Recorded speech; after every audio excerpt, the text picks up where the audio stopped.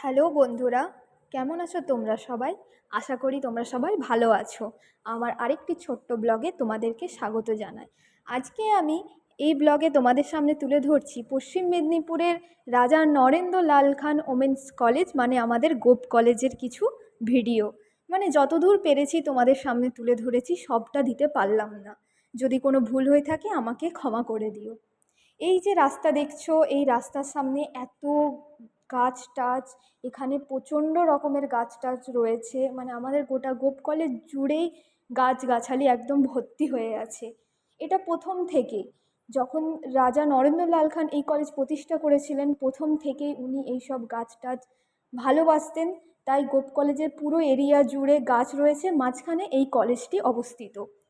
এখানে গাছগুলোকে অনেক যত্ন করে রাখা হয়, অনেক উন্নত মানের পরিষেবা দেওয়া হয়, যাতে গাছগুলো ভালো থাকে, সুন্দর থাকে এবং সবুজ থাকে। এই যে গ্রাউন্ডটা দেখছো, এখানে বাস্কেটবল খেলা হয়। তোমরা সবাই জানো ওমেন্স কলেজ হচ্ছে পুরো মেয়েদের কলেজ। এখানে মেয়েদের সমস্ত রকম পরিষেবা দেওয়া হয়। তারা কলেজে আসে, আনন্দ করে, খেলাধুলো করে, সব রকমের খেলা এখানে করানো হয়, সব কিছু করে তারা।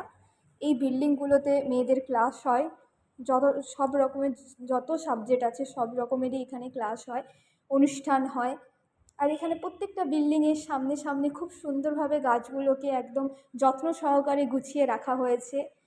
খুব সুন্দর লাগে এত গাছের মধ্যে থাকতে। মানে যেখানে আজকে এক একটা জায়গায় গাছ নেই, শুধু বিল্ডিং আর বিল্ডিং, সেই জায়গায় আমাদের গোপ কলেজ একদম সবুজে সবুজ। এখানে আমাদের বায়োডাইভার্সিটি পার্ক রয়েছে, যেখানে এই গোপ কলেজে পাওয়া বিভিন্ন প্রজাতির সাপ, ব্যাঙ, পাখি, যত রকমের আছে সবের ছবি তুলে এখানে রাখা হয়েছে, যাতে যারা আসবে বাইরে থেকে তাদেরকে দেখাতে পারে। এবার আমি যাচ্ছি আমাদের গোপ কলেজের সবথেকে ঐতিহাসিক স্থান হচ্ছে মা বনদেবীর মন্দির, যেটা রাজার আমলেই প্রতিষ্ঠা করা হয়েছিল, সেদিন থেকেই আজ পর্যন্ত চলে আসছে।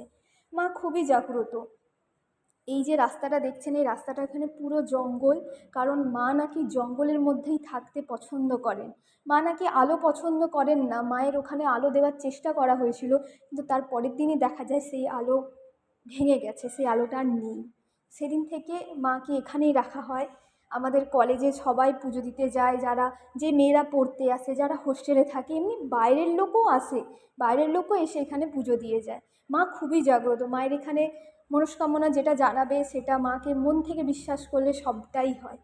এই যে মায়ের মন্দির, মা বনদেবী, তোমরা সবাই মাকে দূর থেকে প্রণাম করো, আশীর্বাদ নাও মায়ের কাছে। মা, আমরা এখানে প্রত্যেক দিনই আসতাম, মাকে অন্তত দর্শন করতে হলেও আসতাম। এই মায়ের এখানে মঙ্গলবার আর শনিবার পুজো হয়।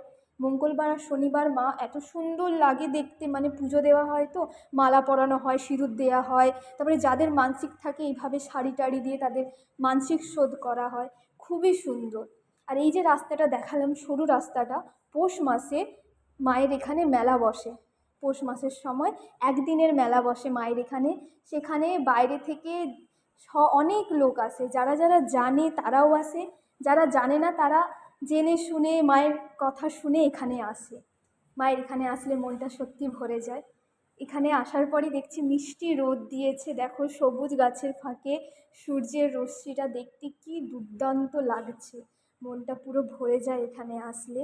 তোমরা যদি কোনোদিনও গোপ কলেজ আসো, নিশ্চয়ই গোপ কলেজে এসে মা বনদেবীর মায়ের কাছে যেও, মায়ের কাছে মাকে প্রণাম করে এসো। আমিও গিয়েছিলাম, এখানে গিয়ে মায়ের কাছে আশীর্বাদ নিয়ে এলাম, মাকে প্রণাম করে এলাম। আর ওখানে গেলে ওখান থেকে আসতে ইচ্ছে করবে না, এত সুন্দর জায়গাটা, পুরো একদম সবুজে সবুজ। তারপরে চলো তোমাদেরকে এবার নিয়ে যাই আমি আমাদের আরেকটা ঐতিহাসিক যেটা থাকে স্থান, রাজবাড়ি, রাজার রাজবাড়ি।